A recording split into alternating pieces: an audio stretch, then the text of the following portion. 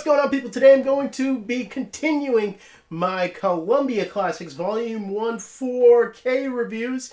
I already did Lawrence of Arabia. If you want to check that out, you can check that out right up here. I'll put the link up for you. And today we will be talking about Dr. Strangelove. And this is also one that I really wanted to talk to you guys about. So without any other further ado, I am going to go straight into the movie itself.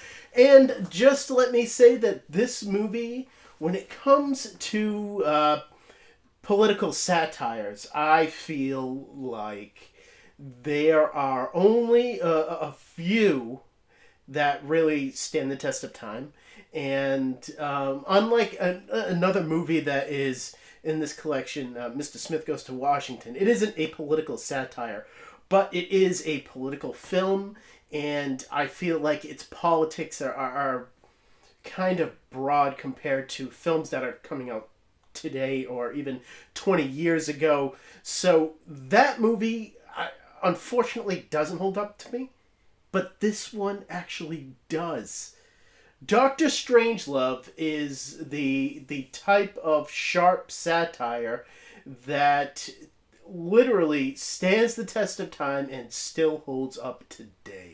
The whole riff on the Cold War and what it wants to say about our reaction to it and our paranoia about it. And then when you're getting into the performances here that are absolutely hilarious, like George C. Scott in this movie is just great, just over-the-top satirical, that is just legendary as far as comedic performances that are meant to be satire. It is second to none. Peter Sellers is also great here, and then you have Slim Pickens.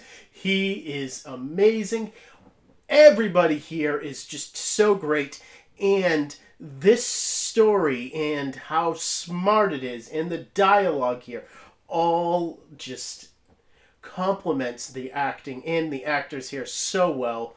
This is Stanley Kubrick at the top of his game, and that is why I'm going to give this a 10 out of 10.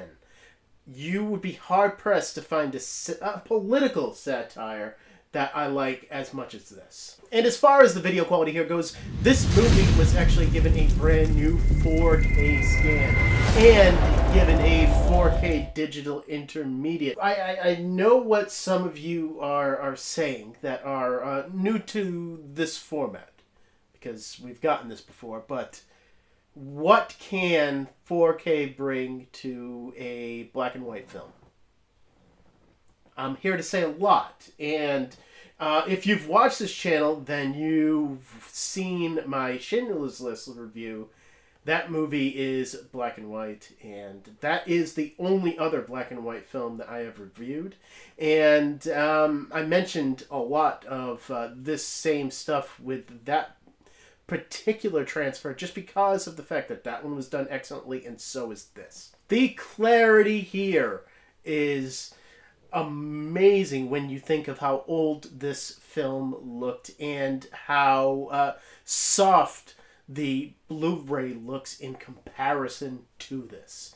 You can see clear definition and edge definement from so much of these characters, and the separation from the foreground to the background is excellent as well. And then details here are stepped up as well because of the overall just sharpness here. You can see individual lines on characters' faces, and especially George C. Scott here, he comes across a lot more detailed as well. A lot is done with clothing and textures in this film as well as far as detail goes. But the star of the show here is the HDR. It is amazing what that can do for 4K content in black and white. Black levels here are deep and inky, and whites are almost blinding, and there is a very, very nice contrast between the two. And that also can help with clarity as well when you can clearly define blacks from whites. the further they get from each other, the more you are going to see into this. And then the grays in between are extremely, extremely important. And you get multi levels of gray here that are just really, really excellent and very well done. This is a great transfer for this film. I am not going to give it a 10 out of 10. I almost was, but I am going to give this a 9 out of 10. This is almost reference quality material, people. And then on the audio side here, we aren't given a Atmos mix here, but we are given a DTS HD 5.1 mix to replace the Dolby True HD 5.1 mix that was on the previous Blu-ray. Do not discount this, though, because you have surrounds here that are used pretty heavily for ambiance and with the score of the film when it does kick in. And then speaker separation here is great, really well done in that regard. And as far as bass response here goes, it kicks in with the score and at the end climax, but this isn't a movie that you're really going to notice a thudding bass with. And dialogue here is expertly done. Very crisp, very clear, very much what you want it to be. I'm actually going to give this an 8 out of 10 as far as the audio goes. It is really good as far as this kind of track is concerned. And then when you're getting into the 4K digital copy here, this is a Movies Anywhere digital copy, which means that you can redeem the 4K version on iTunes and on Vudu. And since this doesn't actually come with an Atmos track on the actual 4K disc, you don't have to worry about getting it in the digital copy because, hey, there just isn't one. And as far as the special features here goes, we have a whole lot to talk about, and that is because we are given a lot here. We are given over an hour of special features, featurettes on the actual 4K disc.